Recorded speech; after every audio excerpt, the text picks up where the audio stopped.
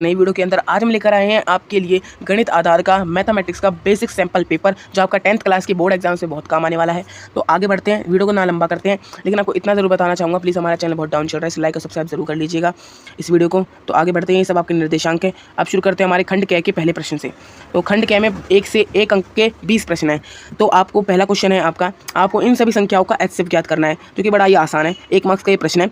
दूसरा प्रश्न आपका 0, -2 और 5 वाले बहुपदों की संख्या है, इनमें इनकी संख्या बतानी है। तीसरा क्वेश्चन है निम्नलिखित में से कौन सा द्विघात समीकरण नहीं है, आपको ये बताना है इनमें से द्विघात समीकरण कौन सा नहीं है। एक बात जरूर याद रखना कि निम्नलिखित में से कौन सा द्विघात समीकरण नहीं है बताना है। बहुत बच्चे क्या करते हैं, जो है उस पर टिक लगा देते हैं। आगे बढ़ते हैं, आगे आपका यदि किसी गोले का आयतन और पृष्ठीय क्षेत्रफल संख्यात्मक रूप से बराबर है तो गोले की त्रिज्या है, आपको गोले की त्रिज्या बतानी है। पांचवा क्वेश्चन आपका है यदि a ब्रैकेट में n/3, 5 ब्रैकेट बंद, बिंदु p ब्रैकेट चालू -6, 7 ब्रैकेट बंद और इस संख्या को मिलाने वाले रेखाखंड का मध्य बिंदु तो n का मान है, तो आपको इनके रेखाखंड के मध्य बिंदु हैं ये आपको बताना होगा। फिर n का मान क्या होगा, जो हमारा बटे में n आया है। तो आगे बढ़ते हैं, पांचवा क्वेश्चन भी आपका कुछ इस तरीके जो मैंने आपको बताया वही था। यदि ABC और DEF इस प्रकार समरूप त्रिभुज हैं कि कोण A बराबर 47 डिग्री तथा कोण E बराबर 83 डिग्री C बराबर है, तो अब आपको बताना है कि क्या C किसके बराबर होगा।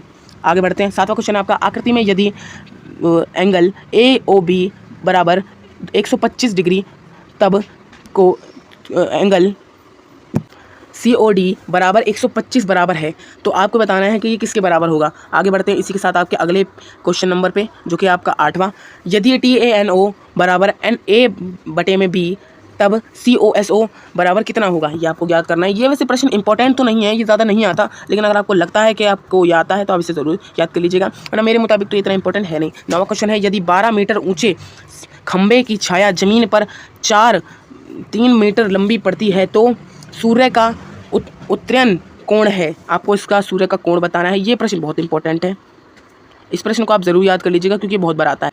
तो इसी के साथ आपका 9वां क्वेश्चन खत्म होता है। अब बढ़ते हैं हम आगे की तरफ, आगे आते हैं आपका 10वें क्वेश्चन पे। 10वां क्वेश्चन है 10 सेंटीमीटर त्रिज्या वाले वृत्त ये एक जीवा इसके केंद्र पर समकोण बनाती है, जीवा की लंबाई सेंटीमीटर में है, आपको ये बताना है। जीवा उसने बता दिया जीवा की जो लंबाई है वो सेंटीमीटर में है, तो आपको इसका आंसर पे टिक कर देना है। आते हैं 11वें क्वेश्चन पे, आंकड़ों 2,9 x + 6, 2x + 3, 5, 10, 5 के लिए यदि मध्य 7 है तो x का मान है, आपको x का मान बताना है। 12वें में क्वेश्चन है आपका 1 से 40 क्रमांक वाले टिकटों वाले बैग से यादृच्छिक रूप से एक टिकट निकाला जाता है, चयनित टिकट में एक संख्या 5 गुणज होने की प्रायिकता है, आपको प्रायिकता बतानी है इसकी। देखो प्रायिकता चैप्टर NCERT सिलेबस में सबसे इंपॉर्टेंट होता है, जो कि बहुत ज़्यादा बार आता है।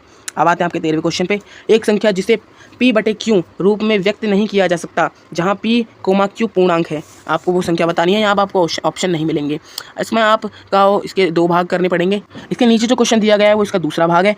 आगे बढ़ते हैं आपके अगले क्वेश्चन पे, 14वां जो है 5 सेंटीमीटर त्रिज्या वाले एक वृत्त के बिंदु P पर एक सप्रश रेखा PQ केंद्र O से होकर जाने वाली एक रेखा से बिंदु Q पर इस प्रकार मिलती है कि OQ बराबर 12 सेंटीमीटर हो तो लंबाई PQ डैश सेंटीमीटर होगी, तो आपको बता देना है। आगे 15वां क्वेश्चन आपका, जो कि अभी मैं आपको बताने वाला हूँ, यदि SIN O बराबर A तथा SEC O बराबर B तथा TAN O का मान डैश है, आपको ये बताना है। 15वें का आपको दूसरा भाग भी है, वैसे तो इसका ट्रांसलेशन है, फिर भी आप कर सकते हैं, दोनों में लिख देंगे, सही रहेगा। अगर आपको लगता है इसके 2 आंसर है तो आपको मैं एक ट्रिक बताता हूँ, अगर इसके आपको लगता है 2 आंसर है तो इंग्लिश वाले में आप अपना 1 आंसर लिख दीजिए और हिंदी वाले में आप अपना 1 आंसर लिख दीजिए, जो आपका करेक्ट होगा टीचर उसी को साइन कर आपको 1 मार्क्स दे देगा, दूसरा नहीं पड़ेगा फिर वो। यदि 4, 10 बराबर 3 तो 4SIUN - COSO बराबर 4SINO + COSO का मान क्या है, आपको ये मान बताना है। अब आते हैं 17वें क्वेश्चन पे, जो कि है आपका 7 सेंटीमीटर त्रिज्या वाले एक वृत्त के चतुर्थांश का क्षेत्रफल क्या होगा, तो इसका क्षेत्रफल आपको बताना है। 18वां क्वेश्चन आपका है यदि n एक प्राकृत संख्या है तो 6n अंक O पर समाप्त हो जाता है, सत्य है या असत्य है, आपको सत्य बताना है इसके अंदर। 18वां क्वेश्चन मैंने आपको बता दिया है। प्रश्न 19वां, ये प्रश्न बड़ा ही आसान होने वाला है आपके लिए, जो कि पेपर का सबसे आसान क्वेश्चन होगा, ये ज़्यादा मुश्किल नहीं होता। ये मुश्किल इसलिए नहीं होता क्योंकि इसमें आपको सिर्फ इतना बताना होता है R सही व्याख्या कर रहा है कि A सही कारण है, तो आपको पता ही है, क्वेश्चन आप पढ़ लीजिएगा। आगे बढ़ते हैं, वीडियो ज़्यादा लंबी ना करते हुए। तो आपका 19वां मैंने आपको ये वाला बताया था, ये वाला भी आपका 19वीं का ही भाग है, जो आपके ऑप्शन हैं। आगे बढ़ते हैं, आगे बढ़ते खंड ख पे हम आ चुके हैं। तो खंड ख में 2 अंक के 5 प्रश्न मिलेंगे आपको। तो 21वां क्वेश्चन आपसे यहाँ से शुरू होता है, समीकरण निकाय को हल करें। ये जो निकाय समीकरण उसको आपको हल करना है। ये मुश्किल नहीं है, आप इसे गूगल पे सर्च कर लीजिए, आपको बिल्कुल अच्छे से मिल जाएगा। अगर मैं आपको बताऊंगा तो आप वीडियो लंबी हो सकती है। अगर आपको आंसर वाली वीडियो चाहिए तो कमेंट में जरूर लिख दीजिएगा, मैं आपको पक्का आंसर वाली वीडियो भेज दूंगा। निम्नलिखित आयत में एक्स और वाई का मान ज्ञात करें। लेकिन इसमें आपको एक्स और वाई का मान ज्ञात करना है, जो कि बहुत आसान क्वेश्चन है। 22वां क्वेश्चन है आपका, बिंदु -4,6 बिंदु ए ब्रैकेट -6,10 ब्रैकेट बंद और बी ब्रैकेट चालू 3 ब्रैकेट -8 को मिलाने वाला रेखाखंड को किस अनुपात में विभाजित करता है, आपको ये बताना है। इसका आंसर भी मुश्किल नहीं होने वाला। आपका 23वां आंसर थोड़ा हार्ड हो सकता है क्योंकि ये आसान नहीं होता। ये क्वेश्चन आपका, चित्र में बीडी और सीई एक दूसरे को बिंदु पी पर प्रतिच्छेद करते हैं, दर्शाइए कि APBC सर्वांग सम को ट्रायंगल PDE है। तो आपको ये दर्शाना है। अब आपका आ चुके हैं हम आपके अगले क्वेश्चन पे, जो कि है 24वां, सिद्ध, जिसका ए भाग है, सिद्ध कीजिए कि ये समीकरण, आपको सिद्ध करना है कि ये सही है कि गलत है। अथवा में आप ये भी कर सकते हैं, जो कि है आपका ये वाला, इसका मान ज्ञात करना है आपको इस सॉल्यूशन का, जो कि आपको मैं बताऊं तो आपको यही वाला कर लेना चाहिए 24वें का पहला भाग, क्योंकि बी थोड़ा आसान नहीं होने वाला। बाकी अगर आपको वो आसान लगता है तो आप वो कर सकते हैं। 25वां क्वेश्चन है, एक घड़ी की मिनट की सुई की लंबाई 14 सेंटीमीटर है, 5 मिनट में मिनट की सुई द्वारा तय किया गया क्षेत्रफल ज्ञात कीजिए। ये क्वेश्चन बहुत आसान है, बहुत बार आता है, आपको ये जरूर आना चाहिए। तो इसी के साथ खंड ग पे बढ़ते हैं, सेक्शन सी पे। इसमें खंड ग में 3 अंकों के 6 प्रश्न मिलेंगे आपको, जो कि 6 प्रश्न बहुत कम है, 3 अंक मिलेंगे भाई, 6 प्रश्न कम ही है। उसके मुताबिक सिद्ध कीजिए कि 2 एक अपरिमेय संख्या है, मतलब वर्गमूल 2 एक अपरिमेय संख्या है। आपको ये सिद्ध करना है, जो कि मैं बताऊं तो आपको वर्गमूल 3, वर्गमूल 2 और वर्गमूल 5 इनको सिद्ध करना आना चाहिए, क्योंकि ये बहुत 99% मैं आपको गारंटी से बता सकता हूँ ये प्रश्न जरूर आएगा। हाफ ईयरली में वर्गमूल 3 इंपॉर्टेंटली आता है और फाइनल में वर्गमूल 2 या 5 जरूर आता है, 3 भी आ सकता है। इसलिए मैं कहूँगा आपको इन तीनों संख्याओं के वर्गमूल इन तीनों के आने चाहिए निकालने के, ये तीनों वर्गमूल संख्या अपरिमेय है। इसी के साथ 27वें क्वेश्चन पे बढ़ते हैं, द्विघात बहुपद 6x2 -3 -7x के शून्य ज्ञात कीजिए और शून्य तथा गुणांकों के बीच संबंध सत्यापित कीजिए। आपको ये भी करना है। ये क्वेश्चन देखो ज़्यादा इंपॉर्टेंट तो नहीं है, जो इंपॉर्टेंट होगा मैं आपको बताता चलूँगा ताकि आपको इजी पड़े। ये ज़्यादा इंपॉर्टेंट नहीं आता है, बहुत कम ही आता है। 28वां क्वेश्चन आपका, 5 साल बाद राहुल की आयु उसके बेटे की आयु से 3 गुनी होगी। 5 वर्ष पहले राहुल की आयु उसके पुत्र की आयु की 7 गुनी थी। उनकी वर्तमान आयु क्या है? देखिए आप ये प्रश्न है ना, इसमें आपका राहुल का नाम बदल सकता है, नाम बदल जाएगा, क्वेश्चन ये वैसा का वैसा रहेगा। इसमें भी मैं आपको गारंटी से कह सकता हूँ या हाफ ईयरली और फाइनल में ज़रूर आएगा। तो प्लीज़ इस क्वेश्चन को ज़रूर से याद कर लेना। अगले पे आते हैं, इसमें अथवा में भी दे रखा है, 2 संपूरक कोणों में से बड़ा कोण छोटे कोण से 18 डिग्री अधिक है, उन्हें ज्ञात कीजिए। मैं बताऊँ तो ये वाला ज़्यादा हार्ड पड़ सकता है, हार्ड भी ना हो तो मैं तो कह रहा हूँ वो इंपॉर्टेंट है, अब उसको याद करना। 29वें क्वेश्चन पे हम आते हैं इसके बाद, जो कि है y का मान ज्ञात कीजिए, जिसके लिए बिंदु P ब्रैकेट चालू 2, -3 और Q ब्रैकेट 10, y ब्रैकेट बंद के बीच की दूरी 10 इकाई है। आपको अब ये भी याद करना है, जो कि मुश्किल नहीं है।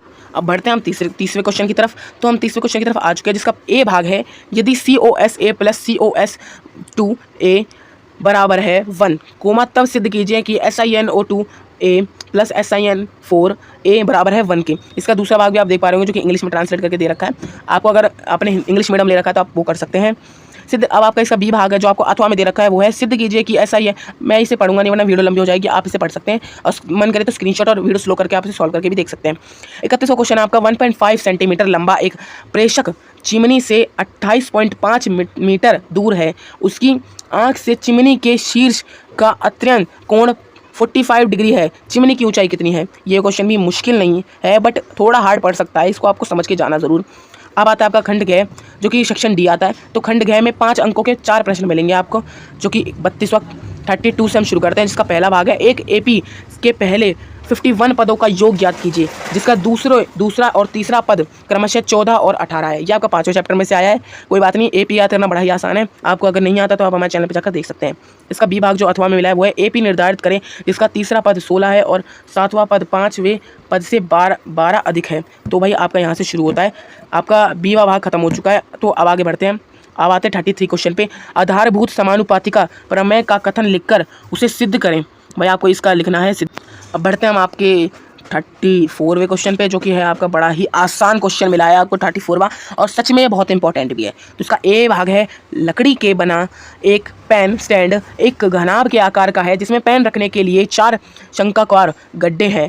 घनाभ का आयतन 15 सेंटीमीटर गुणा में 10 सेंटीमीटर x 3.5 सेंटीमीटर है। प्रत्येक गड्ढे की त्रिज्या 0.5 सेंटीमीटर है और गहराई 1.4 सेंटीमीटर है। पूरे स्टैंड में लकड़ी का आयतन ज्ञात कीजिए। देखो मैं बताता हूँ ये क्वेश्चन बहुत कॉम्प्लिकेटेड है, लेकिन अगर आपको समझना है ना तो आप हमारे चैनल पे आ सकते हैं, मैं आपको एकदम अच्छे से समझा दूंगा। ये बहुत ही आसान क्वेश्चन है और ये आता भी बहुत बार है।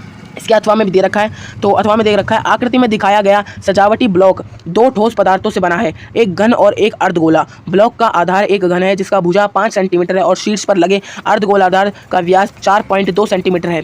ब्लॉक का कुल पृष्ठीय क्षेत्रफल ज्ञात कीजिए।